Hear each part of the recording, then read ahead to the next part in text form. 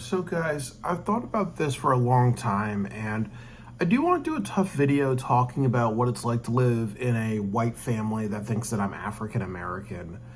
And for those who don't know me, what I would say is that, first of all, my brother got a DNA and me test, and it's proven that I'm at least like 20% black and 20% white. No, I'm 50% white and part Native American.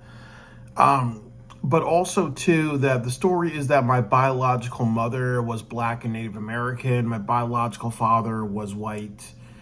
And the thing is that, unfortunately, there are many times when, people look at my skin color and they'll say that you're a black man or you're a Hispanic, or, you got to have some exotic mix, as some people say, really, But I lived in a lot of white communities, and I was technically like the token black man. And that also kind of stemmed a lot from like childhood, being adopted by white people who think that I'm black. And I want to talk about a little bit of the history, and I also want to talk a little bit about the consequences and how I feel about it. That, I remember when I was a kid, that there was a lot of racism in the 90s. So I remember when I went to summer camp, I was abused by my camp counselors who were dark-skinned African Americans. They would throw dodgeballs at us, sometimes be wiping blood off my head. And that was like the first time I kind of had a hatred of being called black, because, I'm like, okay, you know what? I just don't like people who are hurting me. And I also kind of felt in a way too that, I didn't see a lot of black people growing up. So that was like my first big exposure to African Americans was, people who were abusing me.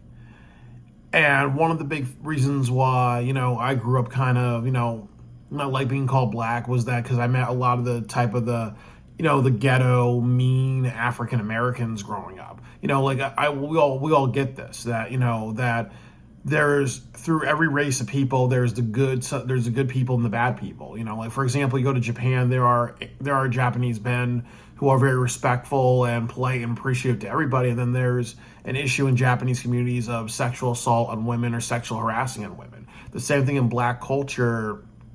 There's the gangsta and the hood nigga and the real nigga thing that goes on. And then there are black people who want to be like Martin Luther King and Malcolm X and James Baldwin and put together, really. The same way in the trans community. There are people flashing their bodies and trying to go on dates with men and say, hey, I'm a woman and whatever. And then these people get surprised. And what I'm talking about, the flashing incident, was when Joe Biden was inviting trans people to the White House. There's a person that flashed the camera. And the reason why that's bad is because it perpetuates the stereotype that all trans people are hypersexualized and they have no sexual boundary. So there are people who are stereotypes. There are people who make themselves look bad, but also make their own group look bad. And that could be a racial thing. That could be a gender thing. That can be a sexual orientation thing. There's plenty of women who do great things, and there's plenty of women who lie about being raped. There's plenty of men who treat everybody with respect, and there's plenty of men who, like Vince McMahon, who go through life being a sexual predator. So every association has good people and bad people, and every association has people who make the group look bad because of their own behavior. I'm mixed race, but I look black, but I've done plenty of things to make black people look bad because, of some of the choices that I've made, So it was kind of unfortunate that when I grew up, I met, many African Americans who gave me very bad experiences, but I've met many Asian people, I met many white women, I met many white people who gave me bad experiences as well, really. But a lot of the times growing up, I've had a lot of traumatic experiences around African Americans. So that was one of the reasons why I did not like being called black at all, really. Because it's like saying, they're part of your group, they're part of your family and other things like that. And, that was very painful. I also remember, there was a rule in my household, which was I was not allowed to have salt, because the stereotype is that black people, they have high blood iron, their blood saturates salt very easier than white people. and ultimately black people have high blood pressure issues. And first of all, that was something my father taught me, but that's actually not true, because obviously it has nothing to do with, you can genetically be predisposed to high blood pressure. If that runs in your family, that's one thing. It does not run in a race of people. So that's definitely, ignorant, but it's also kind of goes down to stereotypes that people have about black people, saying they have poor diets. But like they say in Good Times, that one of the reasons why black people have poor diets and poor health issues is because, you see how many times, healthcare is affordable for people living on the edge. You understand too that sometimes when certain people get healthcare, for example, if a black person gets healthcare, they may get more mental health evaluations. There may be more like labels on them about like them being, possibly, like have mental health issues. Or sometimes when black people go to doctors, there may be extra tests, there may be extra like, taken advantage of, so the whole blood pressure thing and saying that black people have like, their body saturate with more salt and whatever, like that's a racist stereotype. And unfortunately I was taught that. I remember like in high school, I'm going to jump ahead, that I had a teacher that said half of the black population is in jail. And there are many people who still believe that half of African Americans are all in prison, really. And that's not true, So I grew up with a lot of miseducations. And I also remember a little bit when I was in elementary school, I watched like a movie about Ruby Bridges. And it's about this little black girl who was bullied by a lot of white people. And there was actually this white person, like what happened during the civil rights era, black people were not allowed in white schools. They did segregation, and she was one of those people that she was forced into integration, where her parents forced her to go to a all-white school, and she, would be protested against. People would throw food at her. People would call her a nigger. There was this woman that had a doll that was like a puppet that would go in and out of a coffin of her and other things like that. And I remember like watching the movie, like I was in elementary school, and I remember like crying my eyes out. And it was one of those things too that my parents forced me to watch that, because that idea of, well, you're a black kid, you need to learn about your black history and your black ancestors, and it's a mandatory black viewing. Like my parents are gay, so it's almost like if I said you got to watch, Midnight Cowboy, you got to watch other like gay movies like Milk and other ones, like that type of, black people are supposed to watch, civil rights dramas and other things like that, so that wasn't right. But I also remember my dad asked me what I learned from that film, and I said something like, I hate being black. People are going to hunt and kill me nonstop, really. So don't be the best that I can be, really, because, you see what happened to her. Then I also said something like, you go outside and you go to public schools, and I see so many black people here in New York City, acting very gangsta, being bullies and whatever. So it's almost like a big spit in the face of the ancestors of black people. And I remember like my dad being really disgusted with me, being like, I'm never going to teach this kid anything. And I remember my other father talking to me saying, no, it's being appreciative of the sacrifices that black people have made, really. And it just didn't weigh, because my other father was like more disgusted with my misinterpretation. But I was in elementary school, and there was no like sensitivity about saying, wow, this was a really traumatizing movie. Like people were talking about killing this little black girl. And then, like I've said, like you look at my sociology. I went to middle school, I went to high school in New York City. I grew up in Albany, where I was abused by my camp counselors. And I really think that, my parents really wanted me to be a proud, raise my fist, proud like black man and other things like that. So yeah, it was kind of like, that was a traumatizing experience. But also I was severely bullied in middle school and severely bullied in elementary school. I remember like one time somebody threw me into a wall and I was like bleeding. I remember one time I got trampled in elementary school. I remember one time in middle school, people would throw spitballs on me. People would instigate like, fights with me. One time I went to a summer camp, and I remember like one time, people took all my swimming clothes. So, I was legitimately close to being naked. I was just wearing a towel trying to get my stuff, really, because people put on top of a locker. I was bullied every single day. People threw dodgeball at me while I was underwater. I remember that I threatened to bring a knife, and I was very, very close to committing suicide or bringing a knife to that summer camp that I went to in middle school. And I remember, like, when they searched my bag, they actually, because I was threatening to bring a knife. I thought about bringing a knife. I didn't bring a knife, but I remember, like, what happened was that I went to the office of the person, of like the people running the camp. And what happened was above us, where there was like a glass window, because this is in the basement where everybody's just kind of like watching, and they're like, like, ooh, Byron's getting himself in trouble and whatever. And I remember how my dad punished me for for like a week, and it was because I didn't talk to him about the problem. But like, I could have told him, hey, Dad, I don't want to talk to you. I don't talk to you about my problem for two reasons. Because back then there was a no snitch culture, and then the other thing too was my dad would be the type of person who would throw and trash the house really whenever he was upset, really. So I couldn't really talk to my parents because of their consistent, just domestic violence or rampaging or other things like that.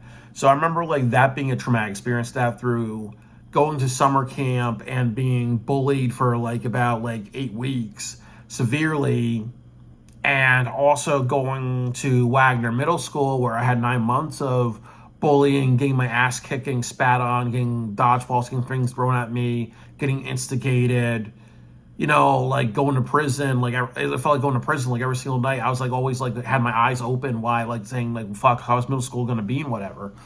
And a lot of it was like was being bullied by black people. And I kind of carried that hatred over into high school. And also too, once again, growing up in a family where you were like the black kid. But I also understand like the difference that, if I was to be honest with myself, I have a bullying and abuse issue. I should hate bullying and abuse. Growing up to be like, what's the word? Cautious, or having trauma responses to African Americans, because I grew up around about a bunch of very like hurtful black people. That's just not right, really. And like I've said before, and I'll say it again, that there's plenty of black people who have saved my life. There's plenty of black people that have done a lot of great things for me. But like I said, with all these experiences, that's one of the reasons why I identify as mixed race, not African American, like my parents want me to. And I would also say too that I remember in middle school there was this Asian kid named Richie, and we did a trade where I would trade my Game Boy with him for like 2 weeks, and also he would give me like Pokemon cards to keep, really. So what happened was that I realized, it was just a ruse for him to take my Game Boy, because I was very naive. And I remember like how I had a friend in I had a friend who was black, and he found out about it, and he went home and told my father about what happened, because I couldn't talk to my father. And even though my dad rampaged, he was able to help me get my Game Boy back, because he called the school and other things like that. So that's an example of how black people helped me out, really. But when I also went to high school and middle school, that was probably the most calmest years of my life. I didn't really get in much trouble, but when I went to high school, I had a bunch of PTSD from the bullying that I suffered in middle school. And then the other thing too was that I was told, I think in 6th grade, about my biological mother. She took a glass bottle, smashed it across my brother's face. I was told that my biological father walked out on us. And I was also told that my biological father was black. But that's not true. My biological father is white, and he was doing military service. So he was off in the military while she was taking care of us. And then also, I was told that she didn't clean me, so I was really like, filthy and other things like that. Nobody cleaned my diaper. I was like covered with like, body filth and not washed for a couple of days. And the other issue was that my older brother was autistic, so he had a lot of behavioral issues. So one day she smashed him with a glass bottle because he kept like getting out of line, really. And that's why we were adopted. But I was told, adults have problems too. You gotta forgive and move on. You gotta be a good black father. But I remember after being told that in 6th grade, I actually wanted to jump off my dad's terrace and kill myself. I actually said, I don't want to date women. I don't want to like have relationships with people and have a child, because I don't want to have that instinct. Then I ultimately, and this is true, that I remember when I was a child, not having a mother. And I remember being really just like, thinking misogynistic jokes and objectifying women was okay. But I remember like having that in like, in elementary school.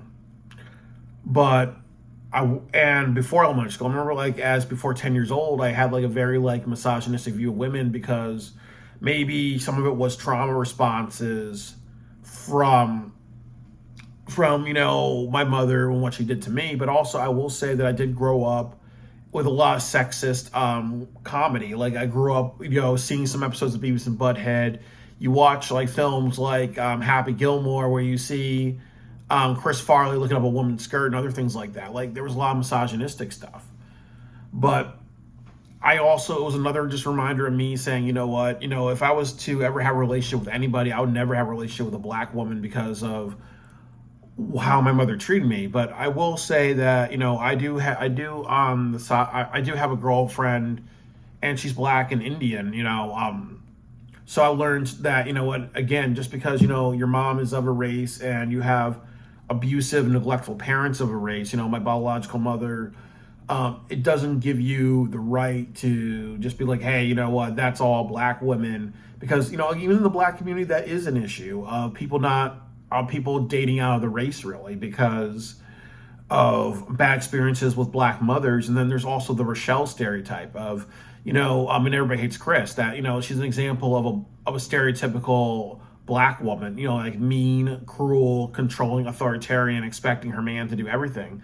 So there's a lot of times in the black community where people date outside the race because they're like, you know what, I'm afraid to have a black woman. I don't want like an alpha female, and I don't want a woman to be like, Rochelle, which is her belief is that, okay, whatever money Jules spends is for the family, but whatever money Rochelle has is for Rochelle.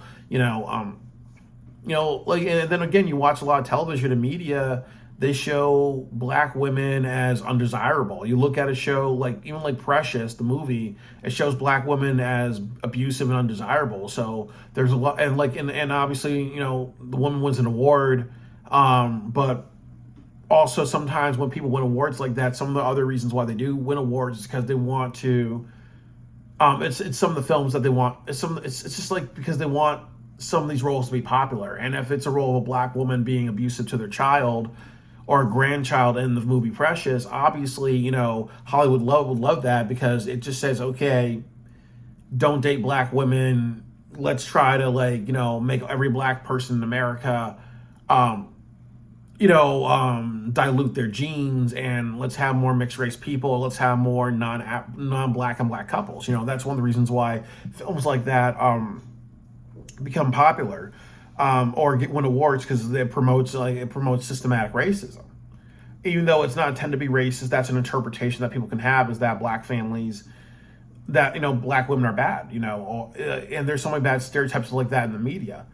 But I would also kind of say too that absolutely, just because I have bad experiences with a black mother, just because I've been bullied by many black people in middle school and in elementary school, and even in kindergarten by black adults, really, it made me hate identifying as African American. It made me hate to the bottom of my soul to really just be looked at as a black kid. And I remember when I went to Guilford High School, I was the black guy. I remember how I used to sit in the front of the bus because I didn't like going all the way to the back, really, and then walking all the way to the front. And people thought that I was kissing Rosa Parks' ass, really. And then another thing was that my dad forced me to run track in middle school and high school. And I remember how some people were surprised that I wasn't that fast of a runner. And I remember some people saying things like, African Americans are descendants from Serengeti animals.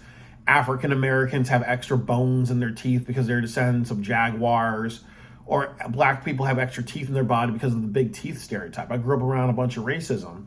The other thing that happened was that I had a girlfriend in high school, and she was from the Dominican Republic, but a lot of people felt that we were a good couple because they pulled the Eric Cartman thing of two brown people are meant for each other, and some people actually thought that she was black, really, so it's almost like, that thing too of brown people must be with other brown people. I also remember, in high school, there was the GREAT program where I spoke on stage and I said that I hated being African American, and I just I said some other deeper things about it, but I remember losing control of my emotions. I talked about my biological mother, And then I also remember from the Chappelle show when Dave Chappelle was doing the Clayton Bigsby Black Ku Klux Klan gimmick, he said something along the lines of, if you have hate in your heart, you got to let it out. And obviously that's not the message, but that's the message I got from that. But that wasn't the right message. And then also too, I read The Crucible that time by Arthur Miller, and there was lines about saying the truth shall set you free. And what I want to tell people was that, I have a bit of prejudice from my traumatic experiences around African Americans, and I don't like being called black really. But I remember losing a lot of control of my emotions because I had pent up anger for about like over 10 years to a point where I had some schizophrenia, I've had some trauma responses, and I wasn't functioning properly. But I remember like speaking on stage and crying and breaking down, and everybody laughing at me. Like they're looking like, oh, they saw me as like, Clayton Bigsby or a spoof of the Chappelle show.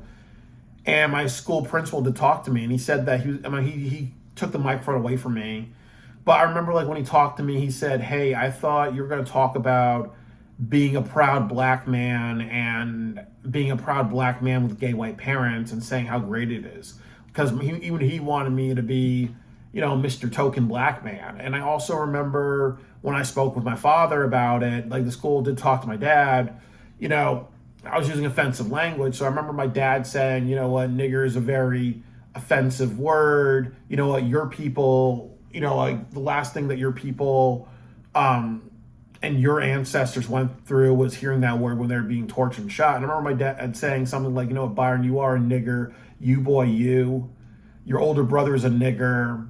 Your younger brother, the really, really black child, the one with the really, really dark skin is a nigger as well, Byron. Byron, you are a nigger. Byron, you are a nigger. You are a nigger. And the whole point of it was just to really reinforce in my head, oh boy, don't you dare think that you are mixed race. Don't you dare think that you're white. Don't you dare be a self-hating black man. You are a black man because I say so. It's the sociology.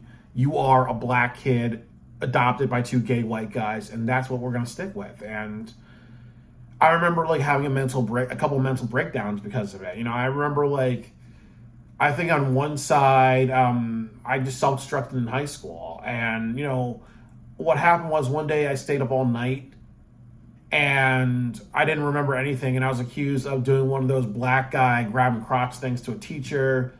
I remember like, showing off a knife to people because I remember listening to a Snoop Dogg 50 Cent song where 50 Cent saying like, I took my knife out, motherfucker, it's lights out. I remember like dropping my grades in high school because I was kind of like saying, okay, well, people think I'm black. I'm going to be the biggest nigga of them all. What's the biggest black thing that a person can do is fail in high school or just go to jail, really.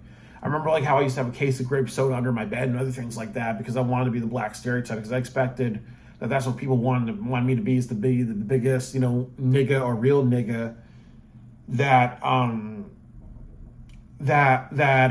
could possibly be, really. But I remember, after a bunch of self-destructive choices, I was put on medication for behavioral issues, and that was a bad experience. I thought of suicide a lot. I had a bit of erectile dysfunction.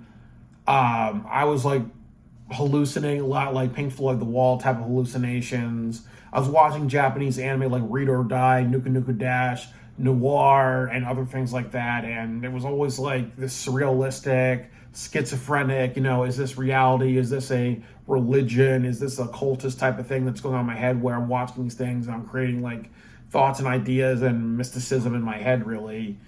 And it's like in 30, after studying a lot of psychology, I understand that it was all just, trauma responses, just wanting to connect, really. And also just, like the brain, like once it goes through a lot of trauma and other things, that's what it is. And it was always rough with me because in high school, because I always felt like a lot of people didn't want to know the real story, which was that I've been through a lot of trauma and a lot of painful experiences. And I'm a self-hating, people who think of me as black think that I'm a self-hating black man. And if you consider me black, that's what I was, a self-hating black man. But I'm actually mixed race. I'm a mixed race person that hates the black heritage of me. But I was in a school that wanted me to be the token black kid. I was with family members that wanted me to be the token black kid. And also, too, that I dealt with my fair share of racism in high school. I remember when playing with white people saying, what up, my nigga? How's it going, my nigga Byron? And other things like that. I also remember, like people showed me that I was in rap, really. Or I remember like one time somebody was letting me listen to Jimmy Rebel, and Jimmy Rebel saying like nigger this, nigger that, nigger, nigger nonstop. And a bunch of people wanted me to or filming my response to that. See if I would get mad, or because I was kind of like an Uncle Tom, really, how would my Uncle Tom ass respond to that, So, it was definitely an environment of racial harassment. Or many times I would see, many white people in like my high school listen to rap songs being like, peace my nigga, what up my nigga, my nigga, my nigga, my nigga, my nigga, my nigga, my nigga, my nigga, over and over and stuff. And I remember like my principal walking up to one person, he didn't do anything about it. He was like, just stop saying the word nigga all the time. You're white, trying to act black, really. But, and I also remember when I went to college, a lot of people were busting my balls in high school saying, well, wow, you want to go up to Vermont? Wow, that really shows you're an Uncle Tom, Byron, because you want to be around other white people. And I remember joking back saying, absolutely, I'm going to feel a lot safer, but that wasn't okay, really. I was also a master of politically incorrect jokes, really.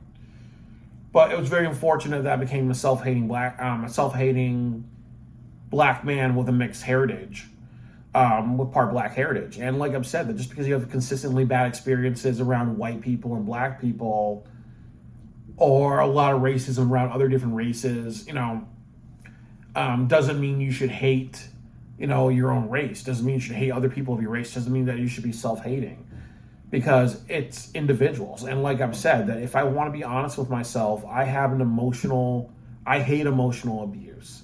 I hate bullies, and I hate people who act like stereotypes. That's honestly should be the root of my problem. It's just like in American History X. I think it's Danny is his name, the character Edward Norton plays. He doesn't have an issue with black people. He has an issue with people using hate to do horrible things, like kill his father, or the basketball game, where the guy decided to do a drive-by shooting, of his house, if I remember the movie correctly. So that's sometimes what we have to do when we have hate in our hearts, really. It's just to say, hey, it's not just the person that I have issues with. It's not the race or the gender or whatever. It's a deeper issue. Like, recently I've been sexually harassed many times at work, really. But now part of me is like, I don't like men touching me or patting me on the back, really. And I have to understand that that's not homophobia or transphobia. That's trauma responses to saying, hey, you know what? I met guys who would rub my chest, pat me on the back, try to give me hugs, get close to me, like trying to kiss me, and other things like that. It doesn't mean that I should start hating gay and trans people. It should say, hey, I have an issue with sexual harassment. And also in job sites where there is a public affection. And like I've said before, there are a lot of cute nurses at the hospital that I work at, but if I gave a nurse a hug, if I was patting a girl on the back, if I was rubbing her chest, or I was trying to kiss her or invite her for a date, really, I would be in human resources so fast, really. But if a guy does that to another guy, nothing happens, really. Nothing happens. So that's what I'm trying to say. I think that's the message of this. But to get back to it, I remember going to Gateway Community College, and it was mostly a black classroom, and I met many nice black people who were black, and I even thought of suicide and just killing myself, because I was like, man, I had so much hatred to African Americans, and just because of things I've been through, a lot of self-hate, like saying I hate this part of my heritage, it's a cancer, I wish I could take a knife and skin off the black skin of my body, the same way we can skin off a cancer cells. And I even thought about killing myself, because I was like saying, since I thought so horribly of the black race, really, the best thing I can do is give them my dead body. In other words, that means just take my life to be like, hey, I cannot cause any more pain or cause any more hate and other things like that. So I felt that way. I felt very, very guilty. And then I went to college. And when I was in college, I dealt with racism. I had a professor, and I'll use names. I had a professor, Tony Weeding, the first day that I went to college. He was like, there's a black man in the class. He was like, black people. And he always wanted me to write about being this proud black man. He said that one of his favorite books was Joseph Conrad's The Nigger of the Narcissus. He used the word niggard in our class, Niggard.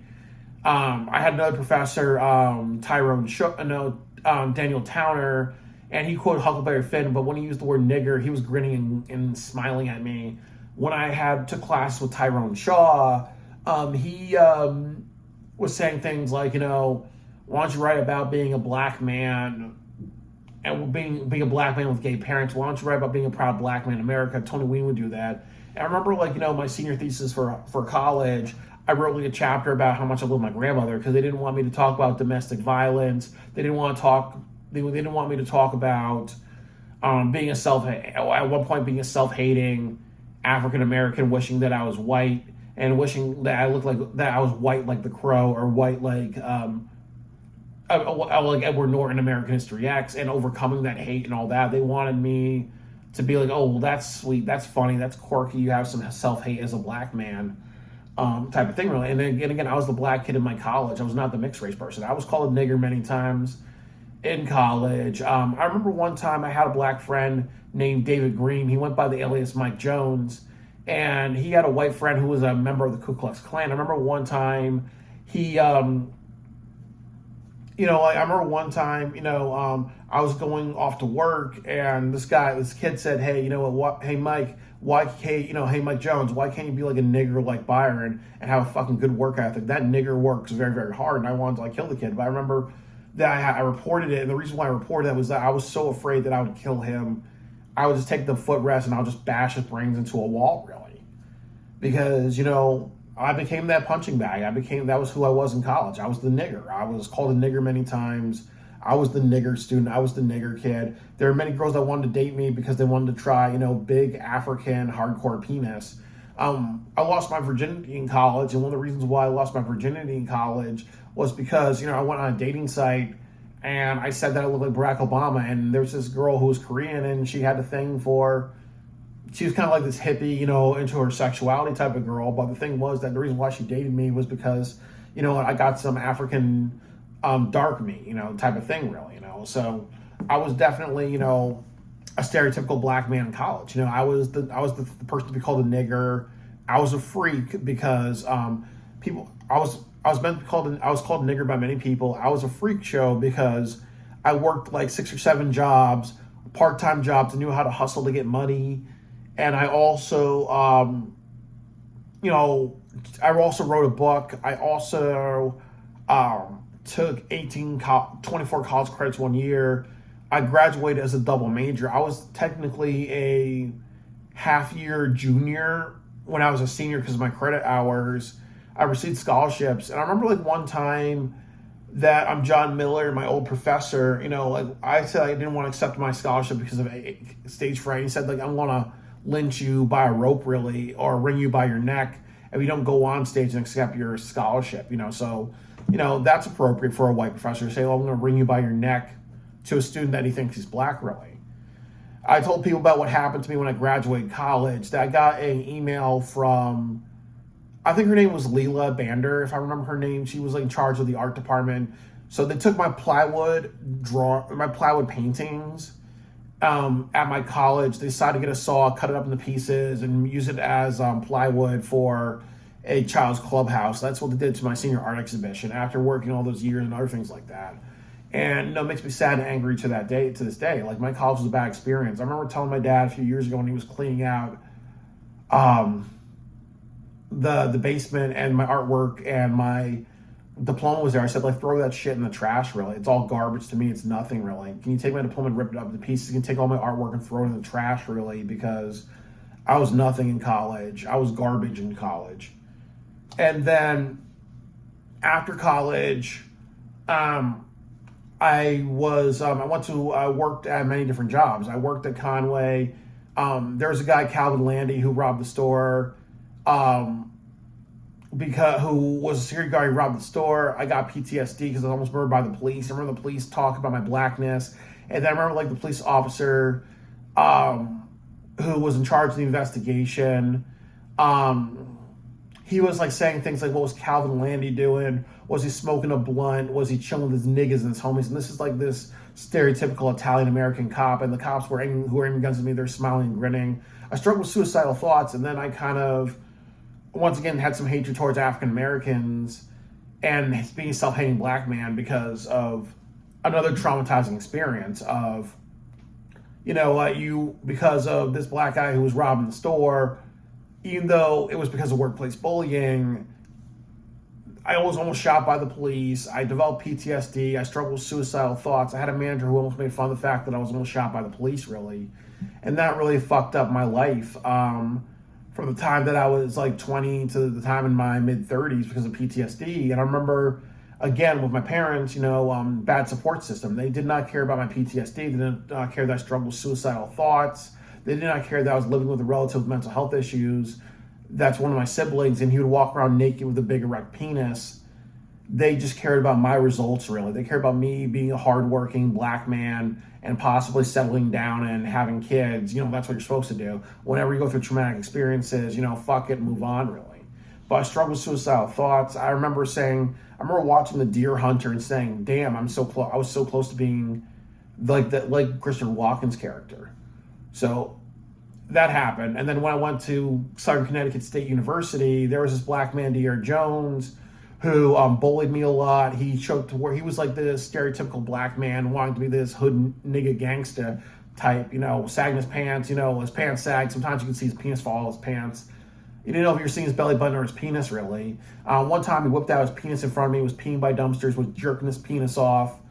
The next thing was, I told him to stop taking advantage of me. He almost assaulted me, had me restrained by a couple of people because he was friends with the bosses. They did nothing about it. I left the job under bad circumstances. There's some lies that were told about me. There's some things that I did.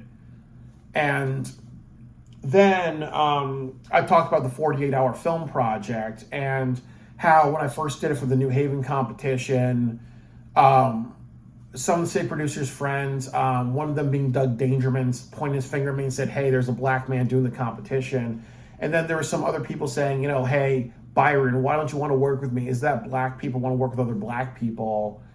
And I had bad experiences with the New Haven city producer. One time I'd made a film that wasn't great, and she was saying whatever film Byron made, they gave him a film, and I reported some of her behavior to Mark Rupert. And the following year, what happened was that I had a mental breakdown because she was instigating me in emails. And then my dad ran for governor of Connecticut. He mentioned that me and my brothers were all black kids with autism.